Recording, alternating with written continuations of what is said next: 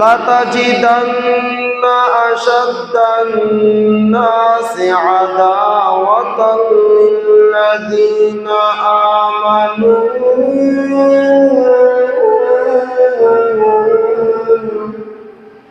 আল-ইয়াহুদা ওয়াল্লাযীনা আশরাকু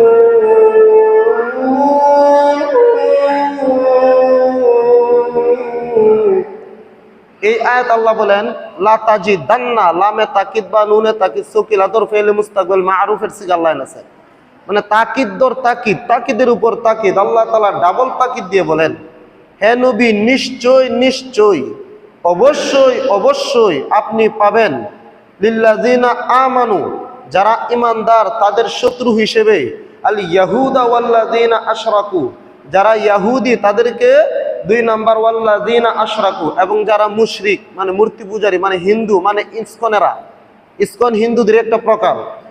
তাহলে এই আয়াত আল্লাহ রাব্বুল আলামিন বলেন হে নবী আপনি মুসলমানদের শত্রু হিসেবে কাদেরকে পাইবেন? 1 নাম্বার হচ্ছে ইহুদি, 2 নাম্বার হচ্ছে মুশরিক। মুশরিক কারা? যারা হিন্দুরা, যারা যারা আল্লাহ ব্যতীত অন্য কিছুর পূজা করে, গাছের পূজা, মাছের পূজা, সূর্যের পূজা করে, তারা হচ্ছে মুশরিক। ইসকন তাদের একটা সংগঠন। আজকে ইসকনের উপর আলোচনা করতে গিয়ে আমি এই আয়াতগুলো টানতেছি। তাহলে এই আয়াত আল্লাহ রাব্বুল আলামিন বলেছেন হে নবী আপনি আপনার উম্মতদেরকে সতর্ক করে দিন, যুগে যুগে মুসলমানদের একমাত্র শত্রু ছিল ইসকন, যুগে যুগে মুসলমানদের একমাত্র শত্রু ছিল ইহুদি, যুগে যুগে মুসলমানদের একমাত্র শত্রু ছিল মূর্তি পূজারীরা, যুগে যুগে একমাত্র শত্রু ছিল খ্রিস্টানরা। সুতরাং তাদেরকে তোমরা শত্রু হিসেবে কনসিডার করতে হবে, শত্রু হিসেবে গণ্য করতে হবে। যদি তাদেরকে বন্ধু মনে করে বন্ধুসুলভ আচরণ করো, দিন শেষে কোরআনের আঘাত তোমাদের উপরই আসবে। এই জন্য দেখবেন ইসকন যারা সংগঠনের কর্মী আছে ইসকনের, তারা কিন্তু মুসলমানদের কাছে খুব সুন্দরভাবে মিশতে চায়, মুসলমানদের কাছে এসে খুব সুন্দর সুন্দর কথা বলে, খুব সুন্দর সুন্দর দাবি দাওয়া পেশ করে। এরকম করে করে তারা কি করে? আমাদের মুসলমানদের মা বোনদের ইজ্জতকে লুণ্ঠন করে, ইজ্জতকে হরণ করে। সেই ধারাবাহিকতাই এই যে গাজীপুরের 13 বছরের মহিলা মাদ্রাসার ছাত্রী, আমাদের এক নিষ্পাপ বোন, তাকে 3 দিন ভাবে সংঘবদ্ধভাবে আটকে রেখে ধর্ষণ করেছে, রেপ করেছে। সেটা কিভাবে? আমি ইসকনের কার্যকলাপগুলো কি সেটা বলবো, তারপর ইসকন আসলে কি সেটা বলি। আগে ধরেন ইসকন এটা হচ্ছে তাদের সংগঠনের নাম, এটা হচ্ছে সংক্ষিপ্ত রূপ। তাদের পূর্ণাঙ্গ ফুল মিনিংটা কি? ইসকন এর ফুল মিনিং, পূর্ণ অর্থ হচ্ছে ইন্টারন্যাশনাল সোসাইটি ফর কৃষ্ণ কনসাপশন। এর অর্থ হচ্ছে যে আন্তর্জাতিক কৃষ্ণ ভাবানুমৃত সংগঠন। মানে ইসকন হচ্ছে সোজা কথাই, ইসকন হচ্ছে হিন্দুদেরই এক শ্রেণীর লোক যারা খুবই উগ্রবাদী, যারা খুবই হিংস্র। তাদের কাজ কি? তাদের কাজ হলো সাম্প্রদায়িক দাঙ্গা তৈরি করা। যেমন দেখেন আমাদের বাংলাদেশে অনেক সময় আমাদের নেতাকর্মীরা স্লোগান দেয় যে আমরা সাম্প্রদায়িক দাঙ্গা পছন্দ করি না, হিন্দু মুসলিম বাই বাই হয়ে চলবো। হ্যাঁ, যতক্ষণ পর্যন্ত ইহুদি খ্রিস্টান মুশরিকরা আমাদের বিরুদ্ধে আগ্রাসী না হবে ততক্ষণ তারা আমাদের ভাই। তারা আমাদের ভাই বলতে তাদের কাছে আমরা নিরাপদ, আমরাও তাদের কাছে নিরাপদ, আমাদের কাছেও তারা নিরাপদ। একজন হিন্দু মানুষকে যদি আমি এমনি হত্যা করে ফেলি জায়েজ হবে না, যতক্ষণ না যুদ্ধের পরিস্থিতি, জিহাদের পরিস্থিতি তৈরি না হবে। তাহলে সেই হিসেবে স্লোগান যারা দেয় হিন্দু মুসলিম বাই বাই, ওই হিসেবে অর্থ ঠিক আছে, কিন্তু তারা মুশরিক হিসেবে তারা মুশরিকের জায়গায়। কিন্তু যেহেতু তারা ইসলামী দেশে আমাদের সাথে যুদ্ধর ক্ষেত্রে পতিত হয় নাই, আমাদের সাথে মোকাবেলায় নামে নাই, সেই হিসেবে তারা আমাদের কাছে আমান, নিরাপদ। একটা হিন্দু মানুষকে ইচ্ছা করলে আমি হত্যা করে ফেলতে পারবো না, কেসাস আসবে, হত্যার বদলে হত্যা আসবে, যুদ্ধের পরিস্থিতি ভীতিত। তাহলে এই যে ইসকন, সেটা হচ্ছে ইন্টারন্যাশনাল সোসাইটি ফর কৃষ্ণ কনসাপশন। এর বাংলা অর্থ হচ্ছে আন্তর্জাতিক কৃষ্ণ ভাবানুমৃত সংঘ, মানে সংগঠন। তাদের প্রধান কাজ হচ্ছে তারা এই সংগঠনের মাধ্যমে জায়গায় জায়গায় মন্দির তৈরি করবে, যারা অভাবী মানুষ তাদেরকে নিরামিষ খাওয়ার ব্যবস্থা করে দিবে, বিভিন্ন শিক্ষা প্রতিষ্ঠান জনকল্যাণমূলক কাজ করবে। এটা হচ্ছে তাদের স্লোগান, এটা হচ্ছে তাদের ওই মানুষের সামনে তাদের অ্যাক্টিভিটিস দেখানোর একটা ওয়ে মাত্র, একটা উপায় মাত্র। কিন্তু আসলে তাদের কাজ কি? কাগজে কলমে তারা বলে এই যে আমরা মানব সেবামূলক কাজ করি, এই কাজ করি, এই কাজ করি, আসলে তাদের কাজ এটা নয়। তাহলে তাদের আসল কাজ কি? আসল কাজ হলো, দেখেন পৃথিবীর চতুর্দিকে মুসলমানরা মার খাচ্ছে, হিন্দু, মুশরিক, খ্রিস্টান, ইহুদি তারা মিলে সবাই মুসলমানদেরকে মারে। বিশেষ করে স্পেশালি আমাদের ভারতবর্ষের মধ্যে মুসলমানদের উপর নির্যাতনের স্টিমরিডার চালু যে হয়েছিল, কোনোদিন বন্ধ হয় নাই। তো সেই বিষয়টাকে ধামাচাপা দেওয়ার জন্যে তারা বাংলাদেশের মধ্যে একটা শান্ত পরিবেশের দেশে তারা মাঝে মধ্যে ইসকনের কিছু লোকদের মাধ্যমে দাঙ্গার আগুন জ্বালিয়ে দেয়।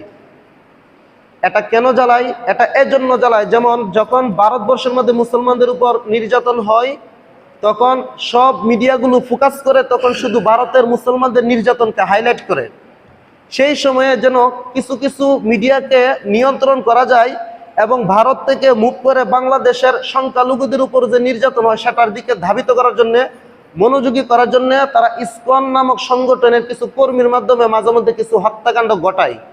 যেমন এর বাস্তব উদাহরণ আপনারা সেই 2016 সালে সিলেট অঞ্চলের মধ্যে রমজান মাসে তারাবির নামাজের সময় পাশের মন্দির থেকে তারা তারাবির নামাজের সময়ে উচ্চ আওয়াজে ডেস্ক বক্স বাজাচ্ছিল। তখন স্থানীয় মুসলিরা ক্ষুব্ধ হয়ে সেটার প্রতিবাদ করেছিল, তোমরা তোমাদের গান বাজনা বাজাও, তবে আমাদের তারাবির নামাজে একটু বন্ধ রাখো, তারাবি শেষ হলে বাজাও। তাহলে বলেন, তারাবির নামাজের সময়ে তারা মসজিদের কাছে উচ্চ আওয়াজে গান বাজনা বাজাইতেছে, দুষ্কার ইসকনের। তারা এই যে সাম্প্রদায়িক দাঙ্গা কিভাবে তৈরি করে, সাম্প্রদায়িক উস্কানিমূলক দাঙ্গা তারা এইভাবে তৈরি করে। একটা শান্ত পরিবেশে তারা উচ্চ আওয়াজের নামাজের টাইমে মসজিদের জানালার বরাবর ডেস্ক ধরেছে, তাহলে তো এখানে উত্তেজিত অবস্থার বিরাজ হবেই। যখন মুসলমানরা তাদেরকে বললেন যে তোমরা তোমাদের বক্সটা একটু কমায়া বাজাও, সাউন্ড একটু স্লো করো, লো করো, তখন তারা শুনে নাই। এই কথা বলার পরে তারা যায় তারাবির মুসল্লিদের উপর আক্রমণ করেছে। তাহলে অগ্রগামীকে ইসকনের উগ্রবাদীরা, এক নাম্বার ঘটনা।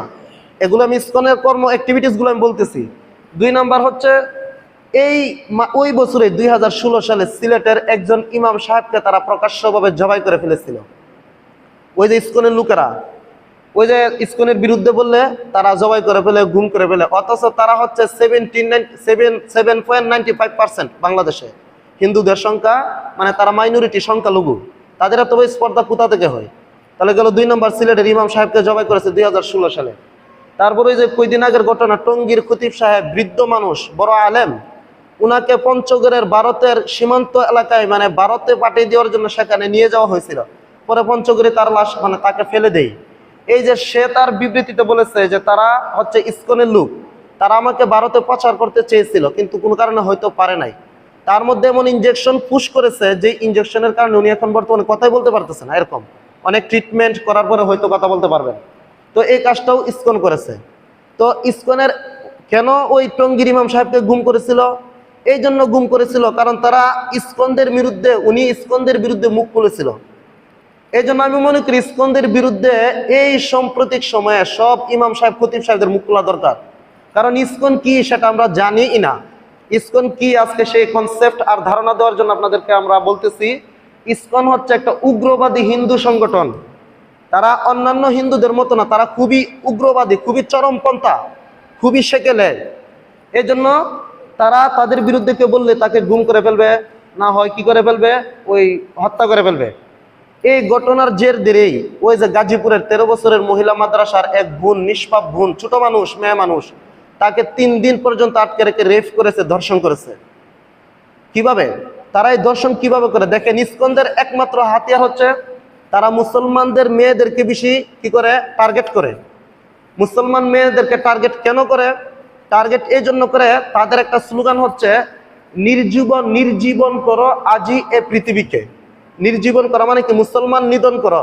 তাদের ইসকনের প্রধান স্লোগান হচ্ছে মুসলমান নিধন করো। তাদের টার্গেট হচ্ছে মুসলমানদেরকে নিধন করা। কিভাবে নিধন করা, সেই প্রসেসিংটা তারা এইভাবে চালায় যে তারা প্রথমে খুব রসের আলাপ সালাপ করে, ভালো ভালো কথা বলে। যেমন তারা বলে, মনে করেন একটা মেয়ে মানুষের নাম্বার যেভাবে হোক ফেসবুকের মাধ্যমে, মেসেঞ্জারের মাধ্যমে তার নাম্বার সংগ্রহ করে ফেসবুকে তাকে ফ্রেন্ড রিকোয়েস্ট পাঠায়। সে যদি অ্যাকসেপ্ট করে তাহলে তার বন্ধু হয়ে গেছে। বন্ধু হলে ফেসবুকের মধ্যে মেসেঞ্জার অপশন আছে, সেটাতে ক্লিক করলে তার সাথে কথা বলা যায়, তার সাথে চ্যাট করা যায়, তার সাথে মেসেজ করা যায়। এরকম করতে করতে সে বলে, পরিচয় দেয় আমি একজন হিন্দু যুবক, একটা মেয়ে মানুষকে পরিচয় দেই, আমি একজন হিন্দু যুবক, আমি ইসলাম গ্রহণ করতে চাই। আচ্ছা বলেন, আপনাকে যদি কোনো হিন্দু যুবক মেসেজ করে, ভাই আমি ইসলাম গ্রহণ করতে চাই, সুতরাং কিভাবে আমি ইসলাম গ্রহণ করতে হবে, তখন আপনি আগ্রহীশীল হবেন না?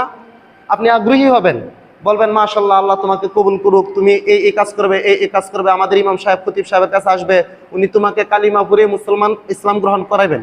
এরকম ভাবে তো তারা মেয়েদেরকে, সরল মনের মেয়েদেরকে এরকম ভাবে মেসেজ করে যে আমি একজন হিন্দু যুবক, আমি ইসলাম গ্রহণ করতে চাই, এরকম বলে তারা মেয়েদের সাথে সম্পর্ক করে মোবাইলের মাধ্যমে, মেসেঞ্জারের মাধ্যমে, ফেসবুকের মাধ্যমে।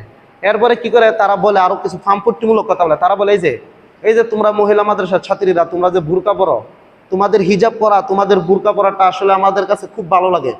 এইরকম ভাবে হিন্দু ছেলেটা তাকে কি করে উদ্বুদ্ধ করে তার সাথে ফ্রি হয়। এরকম ফ্রি হয়ে হয়ে তার সাথে কথা বলতে বলতে বলতে বলতে একটা সময় বলে তোমাকে আমি দেখতে চাই, তুমি অমুক রিসোর্টে আসো, অমুক পার্কে আসো, অমুক গার্ডেনে আসো। এরকম আসার পরে সে তো সরল মনে সেখানে যায়। যাওয়ার পরে তাকে সারপ্রাইজ করে, তাকে অফার করে যে আজকে থেকে তুমি আমার বন্ধু, তোমার সাথে যদি আমি বন্ধুত্ব স্থাপন করতে পারি তাহলে আমি ইসলাম গ্রহণ করবো। সে সরল মনে তার সাথে বন্ধুত্ব স্থাপন করে। এরপরে চলে বলে কৌশলে তাকে রেপ করে, ধর্ষণ করে, বিবাহের প্রলোভন দেখায়। সে বলে তুমি যদি আমার সাথে ওয়াদা দাও, কমিটমেন্ট দাও, তাহলে আমি তোমার সাথে বিবাহ বন্ধনে আবদ্ধ হবো। তখন মেয়েটা বলে যে তোমাকে তো ইসলাম গ্রহণ করতে হবে। সে বলে হ্যাঁ, 1000 বার ইসলাম গ্রহণ করবো। এরকম ইসলাম গ্রহণের নাম দিয়ে মুখরোচক বক্তব্য শুনিয়ে শুনিয়ে আমাদের দেশের মেয়েদেরকে তারা টার্গেট করে। আচ্ছা এখন প্রশ্ন, তাহলে টার্গেট করলে তাদের লাভ কি? এই যে তাদের প্রধান স্লোগান কি হচ্ছিল, মুসলমান নিধন করব এই পৃথিবী থেকে, মানে মুসলমান মুক্ত করবো এই পৃথিবী থেকে। তারা এইভাবে তাদেরকে প্রথমে ধর্ষণ করে, তারপর তাদের গোপন ক্যামেরার মাধ্যমে সেটাকে ভিডিও ধারণ করে। সে কিন্তু জানে না, মেয়েটা জানে না তাকে যেইভাবে দর্শন করে ভিডিও করা হয়েছে। তারপরে এই ভিডিওটা দর্শনের পরে ওই মেয়েটাকে বলে এই যে দেখো, তোমার সাথে যে আমি এই কাজ করেছি এটার ভিডিও আমার মোবাইলে আছে, সুতরাং তুমি এখন হিন্দু ধর্ম গ্রহণ করো। যদি হিন্দু ধর্ম গ্রহণ না করো তোমাকে আমি ব্ল্যাকমেইল করব। তুমি যদি হিন্দু ধর্ম গ্রহণ না করো তাহলে ভিডিও আমি রিলিজ করব, ভিডিও আমি পাবলিশ করব, ভিডিও আমি ছড়িয়ে দেবো ইন্টারনেটে, তাহলে তোমার 14 গোষ্ঠীর মান সম্মান যাবে। ওই সময় সে বাধ্য হয়ে হিন্দু ধর্ম গ্রহণ করে। তাহলে ইসকন যে সংগঠন, এই ইসকন সংগঠনের প্রধান উদ্দেশ্য হচ্ছে বাংলাদেশকে মাইনরিটিকে মেজরিটি করা, মানে তারা হচ্ছে বাংলাদেশের সংখ্যালঘু, তারা বাংলাদেশকে সংখ্যাগরিষ্ঠ করতে চায় হিন্দু দ্বারা। এই যে তাদের স্লোগান কিভাবে বাস্তবায়ন করে দেখেন, এইভাবে তাদের স্লোগানকে বাস্তবায়ন করে। তারা এরকম ভাবে মেয়েদেরকে হাত করে করে করে তাদেরকে ব্ল্যাকমেইল করে করে তাদেরকে হিন্দু ধর্মে রূপান্তরিত করে, এরপরে তার সাথে ঘর সংসার হইলে হইলো, না হইলে না, হিন্দু বানাই দিছে শেষ। এরকম ভাবে তাদের প্রধান টার্গেট হচ্ছে আমাদের দেশের মেয়েরা, বিশেষ করে মুসলিম মেয়েরা। এই জন্য যারা স্কুল, কলেজ, ইউনিভার্সিটিতে আপনার সহশিক্ষা গ্রহণ করে, তারা মেয়েরা বেশিরভাগই সরল মনা হয়, তারা এত কিছু বুঝতে পারে না, তারা আবেগে আপ্লুত হয়ে যায়। এই জন্য এই বিষয়ে তাদের চোখ কান খোলা রাখতে হবে। এই হচ্ছে ইসকনের টার্গেট এবং তারা এই টার্গেট নিয়ে আগাচ্ছে। আবার আসেন, ইসকন সংগঠনটা আসলে কি সত্য, বাস্তব? না, ইসকন সংগঠনটি আসলে সত্য নয়, বাস্তব নয়। এটা হচ্ছে একটা উগ্রবাদী চরমপন্থা। আলহামদুলিল্লাহ আলহামদুলিল্লাহ নাহমাদুহু ওয়া নাস্তাঈনুহু ওয়া নাস্তাগফিরুহু ওয়া নু'মিনু বিহি ওয়া নাতাওয়াক্কালু আলাইহি ওয়া নাউযু বিল্লাহি মিন শুরুরি আনফুসিনা ওয়া মিন সাইয়্যাতি আ'মালিনা। من يهده الله فلا مضل له ومن يضلله فلا هادي له ونشهد أن لا إله إلا الله وحده لا شريك له ونشهد أن سيدنا ومولانا محمدا عبده ورسوله أرسله بالحق بشيرا ونذيرا وداعيا إلى الله بإذنه وسراجا منيرا أما بعد فقد قال الله تعالى في كلامه المجيد وفرقانه الحميد أعوذ بالله من الشيطان الرجيم بسم الله الرحمن الرحيم لتجدن أشد الناس عداوة للذين آمنوا اليهود والذين أشركوا وقال تعالى في آية أخرى يا أيها الذين آمنوا لا تتخذوا اليهود والنصارى أولياء بعضهم أولياء بعض ومن تولاه منكم فإنه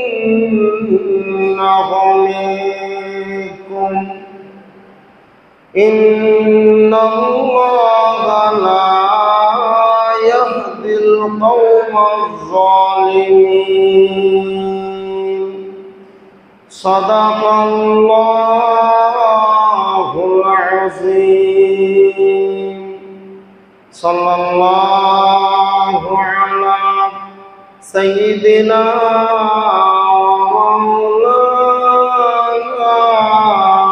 محمد وعلى آله وأصحابه وسلم خلق में अशरफ होगम ये तेरे मेहरबानी है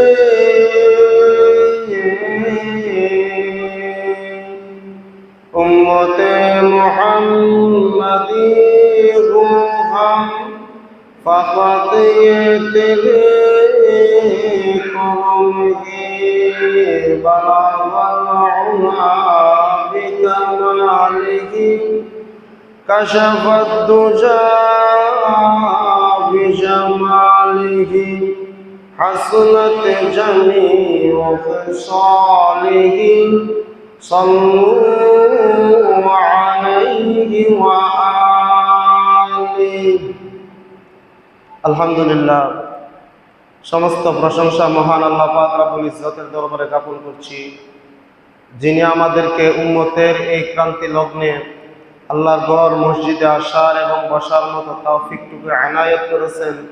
এজন্য সকলেই অন্তর এবং প্রস্তর থেকে কালিমাতুশ শুকর আদায় করে বলি আলহামদুলিল্লাহ। সম্মানিত উপস্থিতি, আমরা আলহামদুলিল্লাহ আজকের দিনে এই জন্য বলতে বাধ্য।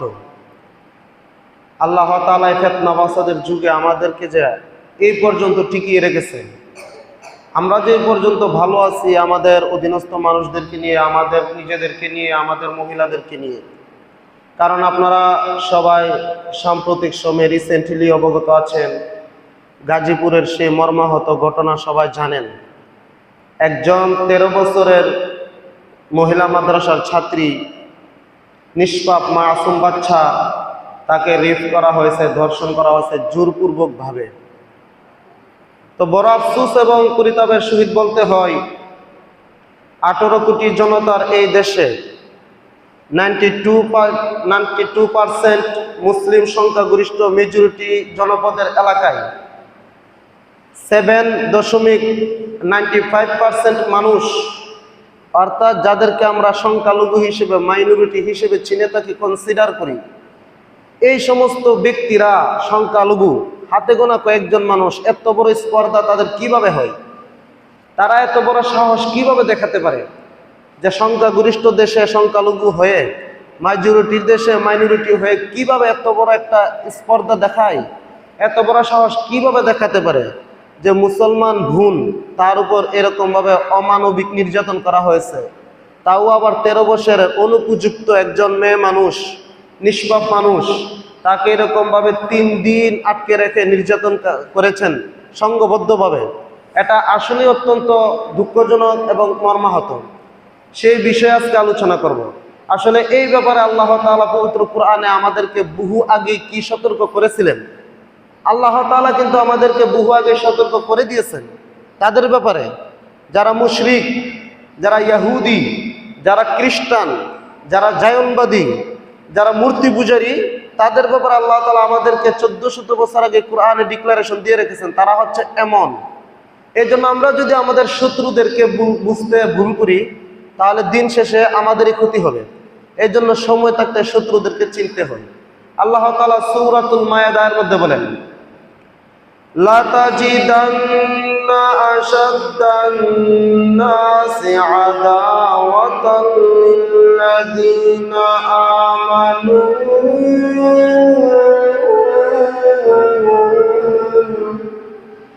اليهود والذين أشركوا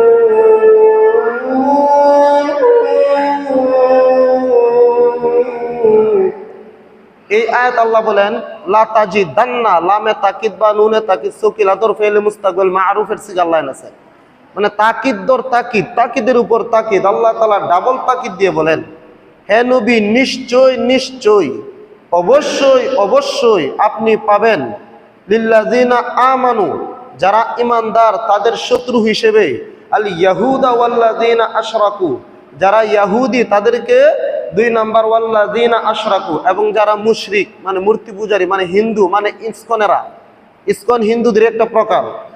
তাহলে এই আয়াত আল্লাহ রাব্বুল আলামিন বলেন, হে নবী আপনি মুসলমানদের শত্রু হিসেবে কাদেরকে পাইবেন? 1 নাম্বার হচ্ছে ইহুদি, 2 নাম্বার হচ্ছে মুশরিক। মুশরিক কারা? যারা হিন্দুরা, যারা আল্লাহ ব্যতীত অন্য কিছুর পূজা করে, গাছের পূজা, মাছের পূজা, সূর্যের পূজা করে, তারা হচ্ছে মুশরিক। ইসকন তাদের একটা সংগঠন। আজকে ইসকনের উপর আলোচনা করতে গিয়ে আমি এই আয়াতগুলো টানতেছি। তাহলে এই আয়াত আল্লাহ রাব্বুল আলামিন বলেছেন, হে নবী আপনি আপনার উম্মতদেরকে সতর্ক করে দিন, যুগে যুগে মুসলমানদের একমাত্র শত্রু ছিল ইসকন, যুগে যুগে মুসলমানদের একমাত্র শত্রু ছিল ইহুদি, যুগে যুগে মুসলমানদের একমাত্র শত্রু ছিল মূর্তি পূজারীরা, যুগে যুগে একমাত্র শত্রু ছিল খ্রিস্টানরা। সুতরাং তাদেরকে তোমরা শত্রু হিসেবে কনসিডার করতে হবে, শত্রু হিসেবে গণ্য করতে হবে। যদি তাদেরকে বন্ধু মনে করে বন্ধুসুলভ আচরণ করো, দিন শেষে কোরআনের আঘাত তোমাদের উপরে আসবে। এই জন্য দেখবেন ইসকন যারা সংগঠনের কর্মী আছে, ইসকনের, তারা কিন্তু মুসলমানদের কাছে খুব সুন্দরভাবে মিশতে চায়, মুসলমানদের কাছে এসে খুব সুন্দর সুন্দর কথা বলে, খুব সুন্দর সুন্দর দাবি দাওয়া পেশ করে। এরকম করে করে তারা কি করে? আমাদের মুসলমানদের মা বোনদের ইজ্জতকে লুণ্ঠন করে, ইজ্জতকে হরণ করে। সেই ধারাবাহিকতাই এই যে গাজীপুরের 13 বছরের মহিলা মাদ্রাসার ছাত্রী, আমাদের এক নিষ্পাপ বোন, তাকে 3 দিন ভাবে সংঘবদ্ধভাবে আটকে রেখে ধর্ষণ করেছে, রেপ করেছে। সেটা কিভাবে? আমি ইসকনের কার্যকলাপগুলো কি সেটা বলবো, তারপর ইসকন আসলে কি সেটা বলি। আগে ধরেন, ইসকন এটা হচ্ছে তাদের সংগঠনের নাম, এটা হচ্ছে সংক্ষিপ্ত রূপ। তাদের পূর্ণাঙ্গ ফুল মিনিংটা কি? ইসকন এর ফুল মিনিং, পূর্ণ অর্থ হচ্ছে ইন্টারন্যাশনাল সোসাইটি ফর কৃষ্ণ কনসাপশন। এর অর্থ হচ্ছে যে আন্তর্জাতিক কৃষ্ণ ভাবানুমৃত সংগঠন। মানে ইসকন হচ্ছে সোজা কথাই, ইসকন হচ্ছে হিন্দুদেরই এক শ্রেণীর লোক, যারা খুবই উগ্রবাদী, যারা খুবই হিংস্র। তাদের কাজ কি? তাদের কাজ হলো সাম্প্রদায়িক দাঙ্গা তৈরি করা, যেমন দেখেন আমাদের বাংলাদেশ অনেক সময় আমাদের নেতা কর্মীরা স্লোগান দেয় যে আমরা সাম্প্রদায়িক দাঙ্গা পছন্দ করি না, হিন্দু মুসলিম বাই বাই হয়ে চলবো। হ্যাঁ, যতক্ষণ পর্যন্ত ইহুদি খ্রিস্টান মুশরিকরা আমাদের বিরুদ্ধে আগ্রাসী না হবে ততক্ষণ তারা আমাদের ভাই। তারা আমাদের ভাই বলতে তাদের কাছে আমরা নিরাপদ, আমরাও তাদের কাছে নিরাপদ, আমাদের কাছে তারা নিরাপদ। একজন হিন্দু মানুষকে যদি আমি এমনি হত্যা করে ফেলি জায়েজ হবে না, যতক্ষণ না যুদ্ধের পরিস্থিতি, জিহাদের পরিস্থিতি তৈরি না হবে। তাহলে সেই হিসেবে স্লোগান যারা দেয় হিন্দু মুসলিম ভাই ভাই, ওই হিসেবে অর্থ ঠিক আছে, কিন্তু তারা মুশরিক হিসেবে তারা মুশরিকের জায়গায়। কিন্তু যেহেতু তারা ইসলামী দেশে আমাদের সাথে যুদ্ধর ক্ষেত্রে পতিত হয় নাই, আমাদের সাথে মোকাবেলায় নামে নাই, সেই হিসেবে তারা আমাদের কাছে আমান, নিরাপদ। একটা হিন্দু মানুষকে ইচ্ছা করলে আমি হত্যা করে ফেলতে পারবো না, কেসাস আসবে, হত্যার বদলে হত্যা আসবে যুদ্ধের পরিস্থিতি ব্যতীত। তাহলে এই যে ইসকন, সেটা হচ্ছে international society for Krishna conception. এর বাংলা অর্থ হচ্ছে আন্তর্জাতিক কৃষ্ণ ভাবানুমৃত সংঘ, মানে সংগঠন। তাদের প্রধান কাজ হচ্ছে তারা এই সংগঠনের মাধ্যমে জায়গায় জায়গায় মন্দির তৈরি করবে, যারা অভাবী মানুষ তাদেরকে নিরামিষ খাওয়ার ব্যবস্থা করে দিবে, বিভিন্ন শিক্ষা প্রতিষ্ঠান, জনকল্যাণমূলক কাজ করবে। এটা হচ্ছে তাদের স্লোগান, এটা হচ্ছে তাদের ওই মানুষের সামনে তাদের অ্যাক্টিভিটিস দেখানোর একটা ওয়ে মাত্র, একটা উপায় মাত্র। কিন্তু আসলে তাদের কাজ কি? কাগজে কলমে তারা বলে এই যে আমরা মানব সেবামূলক কাজ করি, এই কাজ করি, এই কাজ করি, আসলে তাদের কাজ এটা নয়। তাহলে তাদের আসল কাজ কি? আসল কাজ হলো, দেখেন পৃথিবীর চতুর্দিকে মুসলমানরা মার খাচ্ছে, হিন্দু মুশরিক খ্রিস্টান ইহুদি তারা মিলে সবাই মুসলমানদেরকে মারে। বিশেষ করে স্পেশালি আমাদের ভারতবর্ষের মধ্যে মুসলমানদের উপর নির্যাতনের স্টিমরিটার চালু যে হয়েছিল, কোনোদিন বন্ধ হয় নাই। তো সেই বিষয়টাকে ধামাচাপা দেওয়ার জন্যে তারা বাংলাদেশের মধ্যে একটা শান্ত পরিবেশের দেশে তারা মাঝে মধ্যে ইসকনের কিছু লোকদের মাধ্যমে দাঙ্গার আগুন জ্বালিয়ে দেয়। এটা কেন জ্বালায়? এটা এজন্য জ্বালায়, যেমন যখন ভারতবর্ষের মধ্যে মুসলমানদের উপর নির্যাতন হয় তখন সব মিডিয়াগুলো ফোকাস করে, তখন শুধু ভারতের মুসলমানদের নির্যাতনকে হাইলাইট করে। সেই সময়ে যেন কিছু কিছু মিডিয়াকে নিয়ন্ত্রণ করা যায় এবং ভারত থেকে মুখ করে বাংলাদেশের সংখ্যালঘুদের উপর যে নির্যাতন হয় সেটার দিকে ধাবিত করার জন্য, মনোযোগী করার জন্য তারা ইসকন নামক সংগঠনের কিছু কর্মীর মাধ্যমে মাঝে মধ্যে কিছু হত্যাকাণ্ড ঘটায়। যেমন এর বাস্তব উদাহরণ আপনারা সেই 2016 সালে সিলেট অঞ্চলের মধ্যে রমজান মাসে তারাবির নামাজের সময় পাশের মন্দির থেকে তারা তারাবির নামাজের সময়ে উচ্চ আওয়াজে ডেস্ক বক্স বাজাচ্ছিল। তখন স্থানীয় মুসল্লিরা ক্ষুব্ধ হয়ে সেটার প্রতিবাদ করেছিল, তোমরা তোমাদের গান বাজনা বাজাও, তবে আমাদের তারাবির নামাজে একটু বন্ধ রাখো, তারাবি শেষ হলে বাজাও। তাহলে বলেন, তারাবির নামাজের সময়ে তারা মসজিদের কাছে উচ্চ আওয়াজে গান বাজনা বাজাইতেছে, দুষ্কার ইসকনের। তারা এই যে সাম্প্রদায়িক দাঙ্গা কিভাবে তৈরি করে, সাম্প্রদায়িক উস্কানিমূলক দাঙ্গা তারা এইভাবে তৈরি করে। একটা শান্ত পরিবেশে তারা উচ্চ আওয়াজের নামাজের টাইমে মসজিদের জানালার বরাবর ডেস্ক ধরেছে, তাহলে তো এখানে উত্তেজিত অবস্থার বিরাজ হবেই।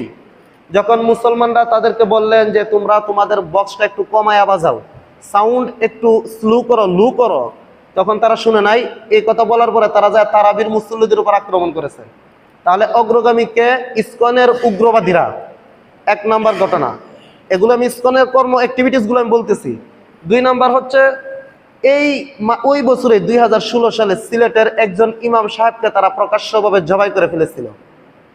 ওই যে ইসকনের লোকেরা, ওই যে ইসকনের বিরুদ্ধে বললে তারা জবাই করে ফেলে, গুম করে ফেলে। অথচ তারা হচ্ছে 7.95% বাংলাদেশে হিন্দুদের সংখ্যা, মানে তারা মাইনরিটি, সংখ্যালঘু। তাদের এত স্পর্ধা কোথা থেকে হয়? তাহলে গেল 2 নম্বর, সিলেটের ইমাম সাহেবকে জবাই করেছে 2016 সালে। তারপরে যে কয়দিন আগের ঘটনা, টঙ্গীর খতিব সাহেব, বৃদ্ধ মানুষ, বড় আলেম, উনাকে পঞ্চগড়ের ভারতের সীমান্ত এলাকায়, মানে ভারতে পাঠিয়ে দেওয়ার জন্য সেখানে নিয়ে যাওয়া হয়েছিল। পরে পঞ্চগড়ে তার লাশ, মানে তাকে ফেলে দেয়। এই যে সে তার বিবৃতিতে বলেছে যে তারা হচ্ছে ইসকনের লোক, তারা আমাকে ভারতে প্রচার করতে চেয়েছিল কিন্তু কোনো কারণে হয়তো পারে নাই। তার মধ্যে এমন ইনজেকশন পুশ করেছে যে ইনজেকশনের কারণে উনি এখন বর্তমানে কথাই বলতে পারতেছে না। এরকম অনেক ট্রিটমেন্ট করার পরে হয়তো কথা বলতে পারবেন। তো এই কাজটাও ইসকন করেছে। তো ইসকনের কেন ওই টঙ্গীর ইমাম সাহেবকে গুম করেছিল? এই জন্য গুম করেছিল কারণ তারা ইসকনদের বিরুদ্ধে, উনি ইসকনদের বিরুদ্ধে মুখ খুলেছিল। এই জন্য আমি মনে করি ইসকনদের বিরুদ্ধে এই সাম্প্রতিক সময়ে সব ইমাম সাহেব খতিব সাহেবদের মুখ খোলা দরকার। কারণ ইসকন কি সেটা আমরা জানি না। ইসকন কি আজকে সেই কনসেপ্ট আর ধারণা দেওয়ার জন্য আপনাদেরকে আমরা বলতেছি। ইসকন হচ্ছে একটা উগ্রবাদী হিন্দু সংগঠন। তারা অন্যান্য হিন্দুদের মতো না, তারা খুবই উগ্রবাদী, খুবই চরমপন্থা, খুবই সেকেলে। এই জন্য তারা তাদের বিরুদ্ধে কেউ বললে তাকে গুম করে ফেলবে, না হয় কি করে ফেলবে, ওই হত্যা করে ফেলবে। এই ঘটনার জের ধরেই ওই যে গাজীপুরের 13 বছরের মহিলা মাদ্রাসার এক বোন, নিষ্পাপ বোন, ছোট মানুষ, মেয়ে মানুষ, তাকে 3 দিন পর্যন্ত আটকে রেখে রেপ করেছে, ধর্ষণ করেছে। কিভাবে তারা এই ধর্ষণ কিভাবে করে দেখেন। ইসকনদের একমাত্র হাতিয়ার হচ্ছে তারা মুসলমানদের মেয়েদেরকে বেশি কি করে টার্গেট করে। মুসলমান মেয়েদেরকে টার্গেট কেন করে? টার্গেট এই জন্য করে, তাদের একটা স্লোগান হচ্ছে নির্জীবন করো আজি এ পৃথিবীকে। নির্জীবন করা মানে কি? মুসলমান নিধন করো। তাদের ইসকনের প্রধান স্লোগান হচ্ছে মুসলমান নিধন করো। তাদের টার্গেট হচ্ছে মুসলমানদেরকে নিধন করা। কিভাবে নিধন করা সেই প্রসেসিংটা তারা এইভাবে চালায় যে তারা প্রথমে খুব রসের আলাপ সালাপ করে, ভালো ভালো কথা বলে। যেমন তারা বলে, মনে করেন একটা মেয়ে মানুষের নাম্বার যেভাবে হোক ফেসবুকের মাধ্যমে, মেসেঞ্জারের মাধ্যমে তার নাম্বার সংগ্রহ করে ফেসবুকে তাকে ফ্রেন্ড রিকোয়েস্ট পাঠায়। সে যদি অ্যাকসেপ্ট করে তাহলে তার বন্ধু হয়ে গেছে। বন্ধু হলে ফেসবুকের মধ্যে মেসেঞ্জার অপশন আছে, সেটাতে ক্লিক করলে তার সাথে কথা বলা যায়, তার সাথে চ্যাট করা যায়, তার সাথে মেসেজ করা যায়।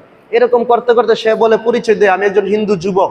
একটা মেয়ে মানুষকে পরিচয় দেয়, আমি একজন হিন্দু যুবক, আমি ইসলাম গ্রহণ করতে চাই। আচ্ছা বলেন, আপনাকে যদি কোনো হিন্দু যুবক মেসেজ করে, ভাই আমি ইসলাম গ্রহণ করতে চাই, সুতরাং কিভাবে আমি ইসলাম গ্রহণ করতে হবে, তখন আপনি আগ্রহীশীল হবেন না? আপনি আগ্রহী হবেন, বলবেন মাশাআল্লাহ, আল্লাহ তোমাকে কবুল করুক, তুমি এই কাজ করবে, এই কাজ করবে, আমাদের ইমাম সাহেব খতিব সাহেবের কাছে আসবে, উনি তোমাকে কালিমা পড়িয়ে ইসলাম গ্রহণ করাইবেন। এরকম ভাবে তো তারা মেয়েদেরকে, সরল মনের মেয়েদেরকে এরকম ভাবে মেসেজ করে যে আমি একজন হিন্দু যুবক, আমি ইসলাম গ্রহণ করতে চাই। এরকম বলে তারা মেয়েদের সাথে সম্পর্ক করে মোবাইলের মাধ্যমে, মেসেঞ্জারের মাধ্যমে, ফেসবুকের মাধ্যমে। এরপরে কি করে তারা বলে আরো কিছু ফার্মপট্টিমূলক কথা বলে। তারা বলে এই যে তোমরা মহিলা মাদ্রাসার ছাত্রীরা, তোমরা যে বুরকা পরো, তোমাদের হিজাব পরা, তোমাদের বুরকা পরাটা আসলে আমাদের কাছে খুব ভালো লাগে। এইরকম ভাবে হিন্দু ছেলেটা তাকে কি করে উদ্বুদ্ধ করে, তার সাথে ফ্রি হয়। এরকম ফ্রি হয়ে হয়ে তার সাথে কথা বলতে বলতে বলতে বলতে একটা সময় বলে, তোমাকে আমি দেখতে চাই, তুমি উমুক রিসোর্টে আসো, উমুক পার্কে আসো, উমুক গার্ডেনে আসো। এরকম আসার পরে সে তো সরল মনে সেখানে যায়। যাওয়ার পরে তাকে সারপ্রাইজ করে, তাকে অফার করে যে আজকে থেকে তুমি আমার বন্ধু, তোমার সাথে যদি আমি বন্ধুত্ব স্থাপন করতে পারি তাহলে আমি ইসলাম গ্রহণ করবো। সে সরল মনে তার সাথে বন্ধুত্ব স্থাপন করে। এরপরে চলে বলে কৌশলে তাকে রেপ করে, ধর্ষণ করে, বিবাহের প্রলোভন দেখায়। সে বলে তুমি যদি আমার সাথে ওয়াদা দাও, কমিটমেন্ট দাও, তাহলে আমি তোমার সাথে বিবাহ বন্ধনে আবদ্ধ হবো। তখন মেয়েটা বলে যে তোমাকে তো ইসলাম গ্রহণ করতে হবে। সে বলে হ্যাঁ, 1000 বার ইসলাম গ্রহণ করবো। এরকম ইসলাম গ্রহণের নাম দিয়ে মুখরোচক বক্তব্য শুনিয়ে শুনিয়ে আমাদের দেশের মেয়েদেরকে তারা টার্গেট করে। আচ্ছা এখন প্রশ্ন, তাহলে টার্গেট করলে তাদের লাভ কি? এই যে তাদের প্রধান স্লোগান কি হচ্ছিল, মুসলমান নিধন করব এই পৃথিবী থেকে, মানে মুসলমান মুক্ত করবো এই পৃথিবী থেকে। তারা এইভাবে তাদেরকে প্রথমে ধর্ষণ করে, তারপর তাদের গোপন ক্যামেরার মাধ্যমে সেটাকে ভিডিও ধারণ করে। সে কিন্তু জানে না, মেয়েটা জানে না তাকে যেইভাবে ধর্ষণ করে ভিডিও করা হয়েছে।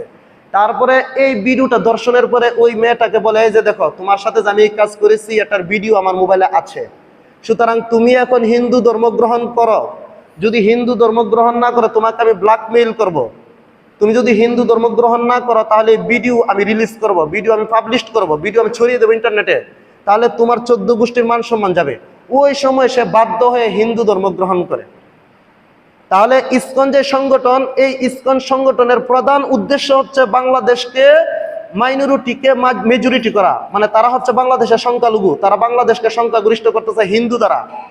এই যে তাদের স্লোগান কিভাবে বাস্তবায়ন করে দেখেন, এইভাবে তাদের স্লোগানকে বাস্তবায়ন করে। তারা এরকম ভাবে মেয়েদেরকে হাত করে করে করে তাদেরকে ব্ল্যাকমেইল করে করে তাদেরকে হিন্দু ধর্মে রূপান্তরিত করে, এরপরে তার সাথে ঘর সংসার হইলে হইলো, না হইলে না, হিন্দু বানাই দিছে, শেষ।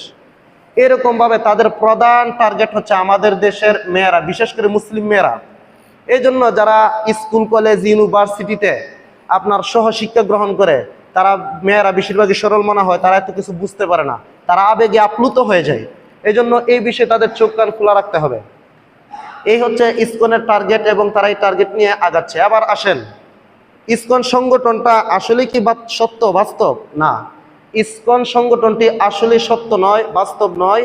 এটা হচ্ছে একটা উগ্রবাদী চরমপন্থার সংগঠন। যেমন দেখেন, যখন চিন্ময় কুমার দাসকে হত্যা করা হয়, বাংলাদেশের ইসকনের প্রধান যে চট্টগ্রামে, তাকে মানে হত্যা না, তাকে যখন অ্যারেস্ট করা হয়, গ্রেফতার করা হয়, এর কিছুদিন পরে চট্টগ্রাম হাইকোর্টের নিচতলার ভবনে তার জামিনের জন্য তার সংগঠনের সদস্যরা সেখানে একটা মানববন্ধন করেছিলেন। সেখানে প্রশাসনের লোক ছিলেন, পুলিশ ছিলেন, অ্যাডভোকেটরা ছিলেন। তো এই কথা কাটাকাটির মুহূর্তে তারা আলিফ নামক একজন আইনজীবীকে তুলে নিয়ে বিল্ডিংয়ের পিছনে নিয়ে তাকে জবাই করে ফেলে। তাহলে দেখেন তাদের এত বড় স্পর্ধা, তারা কিন্তু 7.95% সংখ্যা তাদের, মানে খুবই নগণ্য সংখ্যালঘুই। তারা এত কম হয়ে এত বড় স্পর্ধা কোথা থেকে পায়? ওই যে এর পিছনে ভারতের মদত ছিল। তো আমি বলতে চাই, আওয়ামী আমলে ভারতের মদত ছিল, কিন্তু বর্তমানে তোর আওয়ামী লীগ সরকার নাই। এই জন্য এই গভর্নমেন্ট কিভাবে বসে আছে, এই প্রশাসন কিভাবে বসে আছে, তাদেরকে নিষিদ্ধ করে না কেন? এই জন্য আজকে থেকে আমাদের প্রাণের দাবি হবে, ইসকনকে অনতি বিলম্বে নিষিদ্ধ করতে হবে।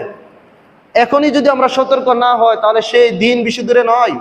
আমাদের মা বোনদের ইজ্জতও তাদের কাছে ঠিকবে না, কারণ তাদের পিছনে বড় বড় দেশের হাত রয়েছে। যেমন দেখেন, আমি বলি তাদেরকে কোন কোন দেশ সাপোর্ট করে, কোন কোন দেশে নিষিদ্ধ। বিশ্বের কয়েকটা দেশে নিষিদ্ধ, আর বাকি সব দেশে তারা অ্যাক্টিভ, তারা খুবই সক্রিয়। যেমন রাশিয়াতে তারা সতর্ক, মানে রাশিয়াতে তারা অ্যাক্টিভ। এরকম রাশিয়া তো বর্তমানে খুব পরাশক্তি। এই রাশিয়া সহ প্রায় বিশ্বের 100টা দেশের মতো দেশ তাদেরকে সাপোর্ট করতেছে। তো এই সমস্ত পরা দেশগুলো তাদেরকে সাপোর্ট দিতেছে। আর কোন কোন দেশে নিষিদ্ধ? মাত্র কয়েকটা দেশে নিষিদ্ধ। যেমন আপনার 70 দশকে, 80-র দশকে, 1970-এ, 1980-এ সোভিয়েত ইউনিয়নে, যে সময় সোভিয়েত ইউনিয়ন ছিল, সেই সময়ে তারা ইসকন সেই সোভিয়েত ইউনিয়নে নিষিদ্ধ ছিল রাশিয়াতে। কিন্তু 1991 সালে যখন সোভিয়েত ইউনিয়নের পতন ঘটে, তারপরে আবার ইসকন সংগঠনটা রাশিয়াতে অ্যাক্টিভ হয়, সক্রিয় হয়। এর আগে কিন্তু তারা সক্রিয় ছিল না। তারপর চায়নাতে ইসকন নিষিদ্ধ, মালয়েশিয়াতে ইসকন নিষিদ্ধ, সৌদি আরবে ইসকন নিষিদ্ধ, তারপর ইন্দোনেশিয়াতেও আংশিক নিষিদ্ধ, আফগানিস্তানে ইসকন নিষিদ্ধ, উজবেকিস্তানে ইসকন নিষিদ্ধ, তাজিকিস্তানে ইসকন নিষিদ্ধ, তুর্কমেনিস্তানে ইসকন নিষিদ্ধ, কাজাকিস্তানে ইসকন নিষিদ্ধ। এই কয়েকটা দেশ মাত্র ইসকন নিষিদ্ধ। তাছাড়া বিশ্বের 197টা দেশের মধ্যে সব দেশে ইসকন নিষিদ্ধ নয়, বরং তাদের কারো মদত দিতেছে পেছন থেকে। এই জন্য ওই সমস্ত দেশের শক্তির বলে বাংলাদেশে ইসকনরা এত শক্তিশালী হতে পারে, এত শক্তিশালী। এই জন্য ইসকনকে আমরা মানববন্ধন করতে হবে। আজকে আমি বলবো, যারা ফেসবুক চালান সবাই যায় ফেসবুকে পোস্ট করবেন যে ইসকনকে নিষিদ্ধ করতে হবে। ফেসবুকে যদি আমরা সবাই পোস্ট করি, তাহলে এটা হয়তো আমাদের দেশের যারা গভর্নমেন্ট আছে, যারা উচ্চ পর্যায়ের আছে, যারা নীতি নির্ধারক আছে, তাদের টনক নড়তে পারে। এই জন্য এটাও বর্তমান যুগের একটা প্রতিবাদের অন্যতম ব্যবস্থা। তাহলে এই সব কারণে আমরা কি করব? ইসকনের বিরুদ্ধে মুখ খুলবো এবং তাদের বিরুদ্ধে লেখালেখি করতে বাধ্য হব। সম্মানিত উপস্থিতি, ইসকন তারা তাদের বিরুদ্ধে তাদের জাতিগোষ্ঠী হিন্দুরাও মুখ খুলেছে, কারণ তারা এতই উগ্র, তারা তাদের জাতিগোষ্ঠীকেও ছাড় দেয় নাই। তারা চট্টগ্রামে বিভিন্ন মন্দিরের জায়গায় গ্রহণ করেছে, জোর জবরদস্তিমূলকভাবে অধিকার গ্রহণ করে নিয়েছে। এরপরে তাদের যে মন্দির আছে, ইসকনের মন্দির, তাদের বিরুদ্ধে আপনার নারী নির্যাতন, বলৎকার, রেপ, ধর্ষণের অনেক অনেক ঘুরি ঘুরি প্রমাণ রয়েছে। এগুলো চট্টগ্রাম কেতুলিয়া থানার যিনি ওসি, উনি অনেকগুলো প্রতিবেদন তৈরি করেছেন তার বিরুদ্ধে, যে ইসকন হচ্ছে এমন একটা উগ্রপন্থী সংগঠন। এই জন্য আজকে আমরা একটা কনসেপ্ট লাভ করতে পারলাম, একটা ধারণা লাভ করতে পারলাম যে ইসকন খুবই চরমপন্থার একটা সংগঠন, খুবই উগ্রবাদী একটা সংগঠন। এই ইসকনকে যদি অনতিবিলম্বে আমরা নিষিদ্ধ করতে না পারি, তাহলে এর কুফল আমাদের সবাইকে ভোগ করতে হবে। আল্লাহ রাব্বুল আলামিন ইসকনের সমস্ত অপতৎপরতা থেকে আমাদের বাংলাদেশকে হেফাজত করুক। আমি আল্লাহ সূরা মায়াদার যে আয়াতটুকু তেলাওয়াত করেছিলাম, এই আয়াত আল্লাহ রাব্বুল আলামিন ইসকন, হিন্দুয়ানি সংগঠন, ইহুদি খ্রিস্টান এই জাতীয় সংগঠন থেকে বারণ করে আমাদেরকে বলেন, ইয়া আইয়ুহাল্লাযীনা আমানু লা তাত্তাখিযুল ইয়াহুদা ইয়া আইয়ুহাল্লাযীনা আমানু লা তাত্তাখিযুল ইয়াহুদা ওয়ান নাসারা আউলিয়া। আল্লাহ বলেন, হে ঈমানদারগণ, তোমরা ইহুদি এবং খ্রিস্টানদেরকে বন্ধু বানায়ো না, ইহুদি এবং খ্রিস্টানদের খপ্পরে পড়িও না। ইয়া আইয়ুহাল্লাযীনা আমানু লা তাত্তাখিযুল ইয়াহুদা ওয়ান নাসারা আউলিয়া বা'দুহুম আউলিয়াউ বা'দ। আল্লাহ বলেন, তারা কতকের বন্ধু। বাদুহুম আউলিয়াহু বাদ ওয়া মান তাওয়াল্লা মিনহুম ওয়া মান তাওয়াল্লা মিনকুম ফাইন্নাহু মিনহুম। আল্লাহ বলেন তোমাদের মধ্য থেকে কেউ যদি ইসকনের কাউকে বন্ধু বানায়, হিন্দুত্ববাদীর কাউকে বন্ধু বানায়, খ্রিস্টানদের কাউকে বন্ধু বানায়, ইহুদিদের কাউকে বন্ধু বানায়, জায়নিজমের কাউকে বন্ধু বানায়, তাহলে ফাইন্নাহু মিনহুম, সে তাদেরই অন্তর্ভুক্ত। অর্থাৎ সে আর মুসলিম থাকলো না, সে ইসকন হয়ে গেল, সে হিন্দু হয়ে গেল, সে খ্রিস্টান হয়ে গেল, সে বৌদ্ধ হয়ে গেল, সে ইহুদি হয়ে গেল। এই জন্য সূরা মায়েদার এই আয়াত দ্বারা স্পষ্ট প্রমাণিত হলো যে কোনো মানুষ কোনো হিন্দুকে, ইসকনকে, ইহুদিকে, খ্রিস্টানকে বন্ধু বানাতে পারবে না। আমাদের সমাজে আরো একটা বিষয় রিসেন্টলি আমরা দেখতে পাচ্ছি, সেটা হচ্ছে আমাদের দেশের যারা নীতি নির্ধারক, উচ্চপদস্থ এমপি মন্ত্রী দায়িত্বশীলরা, তারা হিন্দুদের বিভিন্ন পূজায় অংশগ্রহণ করে না, সেটাও উচিত না, সেটা ক্ষেত্র বিশেষ জায়েজ হবে না। যেমন কেউ যদি হিন্দুদের পূজায় শুভেচ্ছা জানিয়ে তাদের পূজায় যে নিজেকে আনন্দিত, নিজেকে গর্বিত মনে করে, তাহলে তার ইমানই চলে যাবে। কারণ আল্লাহ বলেন ইন্নাদ-দীনা ইনদাল্লাহিল ইসলাম, একমাত্র আল্লাহর কাছে গ্রহণযোগ্য ধর্ম হচ্ছে ইসলাম। ইসলাম ব্যতীত আর কোনো ধর্ম গ্রহণযোগ্য নয়। এই জন্য কেউ যদি হিন্দুদের পূজা মণ্ডপে গিয়ে আনন্দ ভূত করে, নিজেকে গর্বিত মনে করে, তার ইমান চলে গেছে। হ্যাঁ, রাষ্ট্রের দায়িত্বশীল হিসেবে তাদেরকে নিরাপত্তা দেওয়া তার দায়িত্ব ছিল, সেখানে যাওয়া তার দায়িত্ব নয়। যারা যায় তারা না গিয়েও বাঁচতে পারতেন, না গিয়েও চলতো, কারণ তোমার দায়িত্ব হচ্ছে তাদেরকে নিরাপত্তা দেওয়া। সেখানে পুলিশ, আর্মি, র্যাব, বিডিআর মোতায়েন করো তাদের নিরাপত্তার জন্য, এটা যেহেতু তোমার দায়িত্ব। এই জন্য এইসব কাজকর্ম আমরা শুধু দেখি বড় বড় ব্যক্তিদের দোষগুলাই দোষ ধরি, আর সাধারণ মুসলমান, আরে আমিও তো মুসলমান, আমাকে তো জান্নাতে যেতে হবে, আমার জন্য তো হালাল হারাম আছে, আমরা সেগুলো এলাও করি না বা আমরা সেগুলো গ্রহণ করতে চাই না। এই যে মেলা, বান্নি, তারপর হিন্দুদের বিভিন্ন উৎসব, ওই সেটা তো আমরা যেতে পারবো না। ওই শুধু ওই মুখ্যমন্ত্রী সাহেব আর এমপি সাহেব গেলে দুষ হয়ে যায়। আর আমি যে মুসলমান, আপনি যে মুসলমান, আমরা যে সাধারণ মুসলমান, আমরা গেলে বুঝি দুষ হয় না? না, আমরা গেলে ইমান ভঙ্গের কারণ হবে। এই জন্য দেখবেন আপনার পাশের বাড়িতে যদি হিন্দুদের অনুষ্ঠান হয়, ঢুল তবলা বাজায়, আপনার ঘরের মহিলারা, আপনার ছেলেমেয়েরা সেখানে ঢুল তবলা আর তাদের অনুষ্ঠান দেখতে যায়, সেখানে যাওয়া জায়েজ হবে না। কারণ হচ্ছে তুমি দেখতে যাওয়া মানে তাদের কাজকে তুমি সমর্থন জানানো, তুমি দেখতে যাওয়া মানে তাদের কাজটাকে তুমি সাপোর্ট করা। ইসলাম ব্যতীত অন্য ধর্মের কোনো কাজকে সাপোর্ট করা ইসলাম মুসলমানদের জন্য জায়েজ নয়। এই জন্য আমাদের আশেপাশে যদি হিন্দু প্রতিবেশী থাকে, তাদের কোনো ধর্মীয় অনুষ্ঠানে আমরা যাওয়া, সেখানে ওই গিয়ে আনন্দ অনুভব করা, সেখানে গিয়ে দাঁড়িয়ে দাঁড়িয়ে দেখা, মজা নেওয়া, এটা জায়েজ হবে না। এই জন্য আপনারাও এগুলো থেকে বিরত থাকবেন, আপনাদের ছেলে মেয়েদেরকেও এগুলো থেকে বিরত রাখবেন। এমনকি যারা ছোট বাচ্চা, যাদের জন্য শরীয়ত নাই, তাদেরকেও বিরত রাখবেন। কারণ তাদেরকে যদি এখন থেকে এগুলো শিক্ষা না দেন, তাহলে তারা শিখবে কিভাবে? এই জন্য যত বিজাতীয় কৃষ্টি কালচার আছে, সব কিছু থেকে মুসলমানরা বিরত থাকতে হবে। আল্লাহ বলছেন ইয়া আইয়ুহাল্লাযীনা আমানু দুখুলু ফিস সিলমি কাফা, হে ঈমানদারগণ তোমরা ইসলামে পরিপূর্ণভাবে প্রবেশ করো। এই জন্য আমরা পরিপূর্ণভাবে মুমিন হতে পারলে জান্নাতে যেতে পারবো, আর না হয় সব হাজের লাডি, কোনো কাজের না। এগুলো বন্যার পানিতে যেমন ভাবে খড়কুটা ভেসে যায়, আমরাও আল্লাহর দরবারে এগুলো ভেসে যাব, কোনো কাজে আসবে না আমাদের ঈমান আমল। সম্মানিত উপস্থিতি, গত সপ্তাহে আমরা আলোচনা করেছিলাম যে আমাদের সন্তানদের, অর্থাৎ ইসলাম সন্তানদের নাম নির্বাচনের ব্যাপারে কি বলে, সেটার সব আলোচনা ওই দিন শেষ করতে পারি নাই। সেই অসমাপ্ত আলোচনাকে সমাপ্ত করার জন্য 2 মিনিট আলোচনা করে শেষ করে দিচ্ছি। সেটা হচ্ছে আমরা অনেক সময় নাম রাখি এমন এমন নাম যেগুলো কোরআনে আছে, কিন্তু নামের অর্থ সুন্দর নয়। যেমন মাহিন, আল্লাহ কোরআনে বলেন আমি মানুষকে সৃষ্টি করেছি মিম মা ইম মাহিন। আমাদের অনেক ছেলেদের নাম আছে মাহিন। মাহিন অর্থ তুচ্ছ, মা এ মাহিন অর্থ তুচ্ছ পানি, মানে ওই যে স্পার্ম, এগুলো যে নাপাক পানির মাধ্যমে আল্লাহ সন্তানদের জন্ম দেন, সৃষ্টি করেন, ওই পানি। এই জন্য অনেকে নাম রাখে মাহিন। কেন? কোরআনে আছে। আরে ভাই, কোরআনে যা আছে নামের অর্থ তো সুন্দর না। কোরআনে থাকলেই এটা নাম রাখা যাবে না। আল্লাহকে এটা নাম রাখতে দেয় নাই তো, এটা আল্লাহ তোমাকে কিভাবে সৃষ্টি করছে নাপাক পানি থেকে, সেটা আল্লাহ বয়ান করতেছেন। এই জন্য মাহিন অনেকদের নাম আছে। এই জন্য মাহিন যাদের নাম আছেন, আপনারা আপনাদের অধীনস্থ যারা ছেলেরা আছে, নাতি নাতকুল আছে, তাদেরকে এটা থেকে নতুন নাম চেঞ্জ করে নতুন নাম দিবেন, মাহিন নাম পরিবর্তন করে দিবেন। এরপরে অনেকের নাম রাখছে মুরসালিন, এরকম অনেকে আছে তার নাম মুরসালিন। মুরসালিনে 2টা ভুল, একটা হচ্ছে ব্যাকরণগত গ্রামারগত ভুল, একটা হচ্ছে অর্থগত ভুল। কারণ মুরসালিন অর্থ হচ্ছে প্রেরিত বান্দাগণ, শরীয়তের পরিভাষায় মুরসালিন তাদেরকে বলা হয় যাদেরকে আল্লাহ নতুন শরীয়ত এবং নতুন কিতাব দিয়ে পাঠিয়েছেন। মানে রাসূল যারা, তাদেরকে মুরসালিন বলা হয়। মুরসালুন এটা জমা মুজাক্কারে সালেম, মানে জমার সিগা। মুরসালিন অর্থ হচ্ছে অনেকগুলো প্রেরিত বান্দা। আপনি নাম রাখছেন একজনের, এটার অর্থ অনেক প্রেরিত বান্দা। তাহলে একজন মানুষকে অনেক অর্থে তাকে বিবেচনা করা হচ্ছে, এক নাম্বার। এটা হচ্ছে অর্থগত ভুল। দুই নাম্বার ব্যাকরণ, এটা হচ্ছে ব্যাকরণগত ভুল। আর অর্থগত ভুল হচ্ছে মানুষ হচ্ছে একটা, তার অর্থ হচ্ছে অনেকগুলো প্রেরিত মানুষ। সে তো আল্লাহর পক্ষ থেকে রাসূল হিসেবে প্রেরিত নয়। মুরসালিন তো রাসূলদেরকে বলা হয়। এই জন্য কোনো ছেলেদের নাম মুরসালিন রাখবেন না, এটার মধ্যে দুইটা ভুল। আমি বিস্তারিত আলোচনা গত সপ্তাহে করেছি, কোন নাম রাখা জায়েজ, কোন নাম রাখা জায়েজ না, এবং রাসূল কোন নাম রাখতে বলেছেন। তাহলে মাহিন এই নামও রাখা যাবে না, এটা ভালো না। আর মন্দ নাম রাখলে কি খারাপ প্রতিক্রিয়া তারপরে পরে সেটাও আমরা বলেছি। এই জন্য মাহিন নাম রাখবেন না, মুরসালিন রাখবেন না, যুল জালালি ওয়াল ইকরাম রাখবেন না, ফাবি রাখবেন না। এরপরে এরকম ভাবে আরো কিছু নাম আছে, সেগুলোও রাখবেন না। আমরা গত সপ্তাহে আলোচনা করেছিলাম।